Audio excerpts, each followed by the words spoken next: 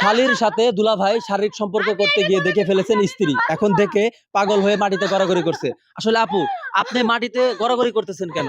ভাই ভাই এর থেকে মাটি ফাঁক করে আমার মাটির ভিতরে যাওয়া উচিত। আমি থাকাকালীন, আমি ঘরে বউ থাকাকালীন ওই মানুষটা কেন আমার ছোট বোনের সাথে সম্পর্কটা করলো? আমার বিয়ে হয়েছে 5 বছর, আমি আজ পর্যন্ত একটা সন্তানের দিন নিই না আমার স্বামীর সুখের লেগা।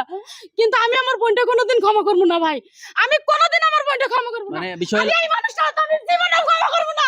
যার সাথে আমি এতটা দিন ঘর সংসার করতেছি সেই মানুষটাই আমারে বুঝে নাই। আসলে আপু, এই যে আপনার বোনের স্বামীর সাথে আপনি শারীরিক সম্পর্ক করেছেন, এই বিষয়টা কি ঠিক হয়েছে? আসলে ভাই, দুলাভাই মানুষ যাওয়া আসা করতো, তো দুজন দুজনকে ভালো লাগছে, দুজন দুজনকে ভালোবেসে ফেলছি। এখন ভালোবাসতে গেলে তো কোনো ভালোবাসতে গেলে কি অন্য পুরুষ মানুষ ছিল না?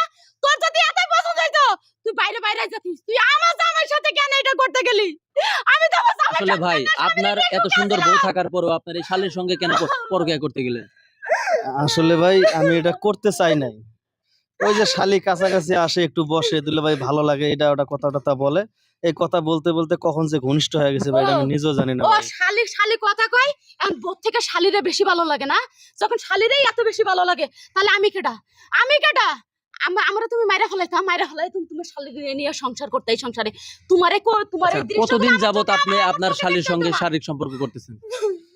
আসলে ভাই প্রায় 6 মাসের মতো ভাই। ভাই 6 মাস যাবত করতেছেন? জি ভাই। হ্যাঁ, ছয়টা আসলে মাস আপু, ভাই আমি এগুলো সহ্য করতে। আসলে আপু, আপনার এই যে বোনের সংসার আপনি ভাঙতেছেন, এটা কি ঠিক হচ্ছে? ভাই আসলে ঠিক হচ্ছে না, কিন্তু এখন হয়ে গেছে, কি করব? আমরাও তো দুইজন দুইজনরে ভালোবাসি, আবেগের বশত হয়ে গেছে। আসলে এই পর্যন্ত দুলাভাইয়ের সঙ্গে কয়বার শারীরিক সম্পর্ক করেছেন? ভাই প্রায় 6 মাস ধরে এরকম শারীরিক সম্পর্ক হচ্ছে। আসলে 6 মাসে কি পরিমাণ শারীরিক সম্পর্ক করেছেন আপনার দুলাভাইয়ের সঙ্গে? ভাই ভাই আপনাদের দোহাই লাগে এই কথাগুলো আমার কানের সামনে আর কইেন না, আমি আর নিতে পারতেছি না। আসলে আপু, আপনি এখন কি করতে চাচ্ছেন? এখন আপনার স্বামী যেহেতু আপনার ছোট বোনের সাথে শারীরিক সম্পর্ক করেই ফেলেছে, এখন এই বিষয় নিয়ে আপনি কি করতে চাচ্ছেন? ভাই ভাই আমি ওর সাথে সংসার করবো না। ও যেহেতু আমার বোনটা পাইয়া সুখী, আমার বোনটা নিয়েই থাক। আমার যেদিকে দুই চোখ যায় আমি সেই দিকে চলে যাবো, বুঝেন নাই? আচ্ছা, আপনি আপনার স্বামীকে কোন মুহূর্তে শারীরিক সম্পর্ক করতে দেখেছেন?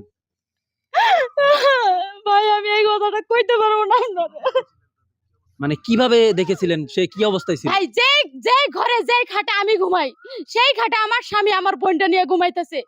এই দৃশ্যগুলো যদি আপনার ফ্যামিলিতে ঘটতো তাহলে আপনি কি করতেন? শুধু কি ঘুমিয়েই ছিল নাকি অন্য কিছু করেছেন? না ভাই, আমি ওদেরকে অন্যরকম অবস্থায় দেখছি।